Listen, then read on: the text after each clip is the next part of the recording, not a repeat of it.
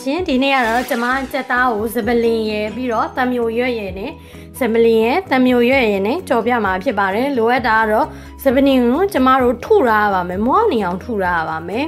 ပြီးတော့ဒါကတော့ကျမတို့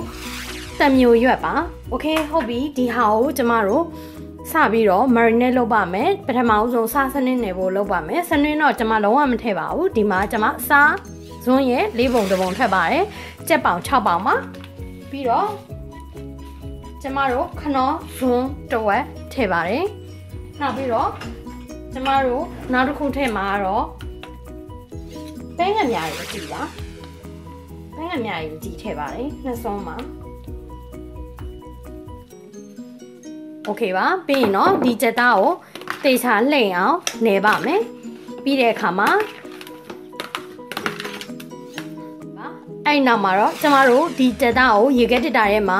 နိုင်ဝက်ကနေ1နာရီသို့မဟုတ်2နာရီကိုထည့်နိုင်တဲ့လောက်ပေါ့နော်ကြာလေကောင်းလေပါပဲဆွမ်းနာထောင်းနာတဲ့စပလင်လေးတွေရယ်ပြီးတော့တံမျိုးရွက်လေးကျမမနေပါဘူးเนาะဒါတွေကြော်အောင်မဟုတ်လို့ပါဒါတွေအပွားတွေသူ့အနံ့อ่ะသူ့တဲ့ဝင်သွားအောင်အုပ်ပါမယ်ပြီးရင်တော့ဒီခွက်ကိုကျမတို့ဒီကြက်သားကိုတေချာအုပ်ပြီးတော့ရေခဲတစ်တာထဲမှာ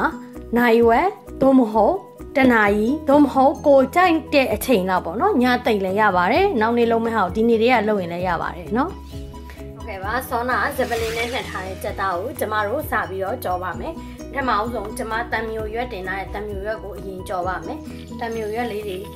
ကျွတ်လာတဲ့အခါမှာတော့ပြန်ဆယ်ထားပါမယ်ဘာလို့ဒီလိုကြော်ရလဲဆိုတော့ဒီစီကဒီတံမျိုးရွက်နဲ့မှုရအောင်မှာအဲ့နောက်မှာကျမတို့ဇပလင်ကြော်ပါမယ်အဲ့ခါမှာလည်းဇပလင်ရဲ့အနံ့ဒီစီထဲမှာမှုပါလိမ့်မယ်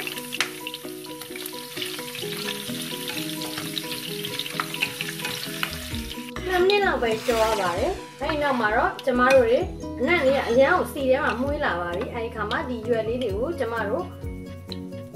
ဒီနောက်ပြန်ဖယ်ပြီးတော့ဆယ်ထားပါမယ်။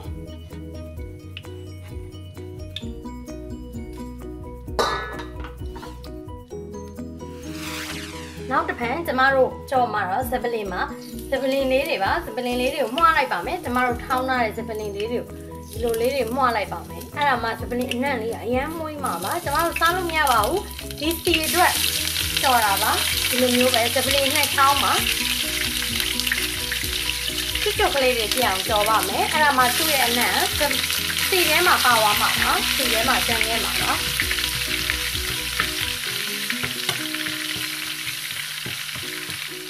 ရဲသွားတဲ့ဒီကြော်ပေးရမှာဖြစ်ပါတယ်စပလင်ဘက်လေးတွေရဲတဲ့အခါမှာဒီစပလင်ရေကဒီစီထဲဝင်သွားပါပြီအဲ့ဒါဆိုရင်တော့ဒီစီကအရန်ကိုမွေးနေပါပြီအဲ့ဒီခါမှာကျမတို့ကြက်သားကိုထည့်ပြီးကြော်ပါမယ်ဒါမှမဟုတ်ရင်လည်းငါးကိုထည့်ပြီးတော့လည်းကြော်နိုင်ပါတယ်နော်ကိုကြိုက်တဲ့အသားစားပေါ့နော်ကိုကြိုက်တဲ့အသားပေါ့နော်ကိုကျမတော့ကြက်သားထည့်ပြီးတော့ကြော်ပါမယ်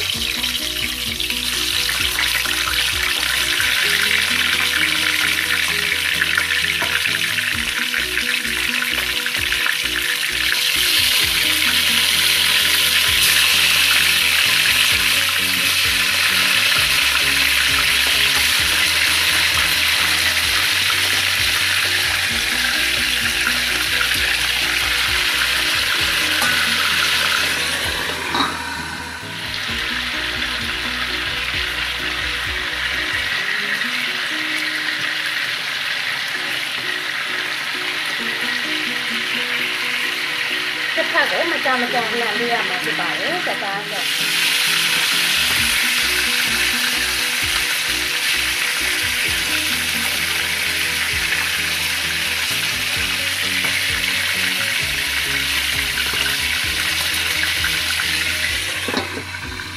ီဘက်မှာစက်သားကြော်နေတဲ့အချိန်မှာဒီစက်သားနဲ့စားဖို့ကျမတို့ချင်းရင်ဆက်ပါမယ်အရန်လွယ်ပါတယ်ကျမတို့မကြီးရင်လွယ်ပါတယ်ကြီးရဲ့နှစ်ဆုံးမှာ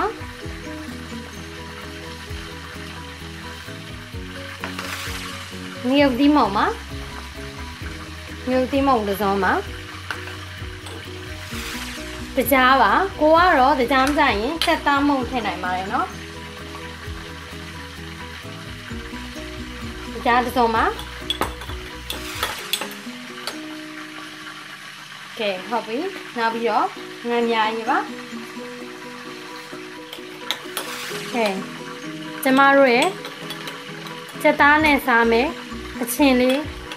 ready ပါပဲကဲမိနစ်20လောက်ကြော်ပြီးတဲ့နောက်မှာချက်သားလေးကျက်လာပါပြီချက်သားကျက်လာတဲ့အခါမှာဒီလိုနေထားအောင်ရရှိသွားပါပြီအခုဆိုရင်ကျမတို့ရဲ့အစင်တင်စားသုံးနိုင်တဲ့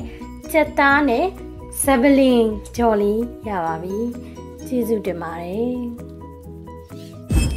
ကဲမိကြည့်မယ်နော်ဘယ်လိုနေလဲဆိုတော့အစားမှန်သမျှကတော့ဘယ်အစားတောက်မဆိုမချက်ခင်ကျမအရင်ပထမဆုံးအရင်ချက်ကြည့်ပါတယ်စားကောင်းမှ YouTube မှာပြပြီးတော့ညှောက်နေပါတယ်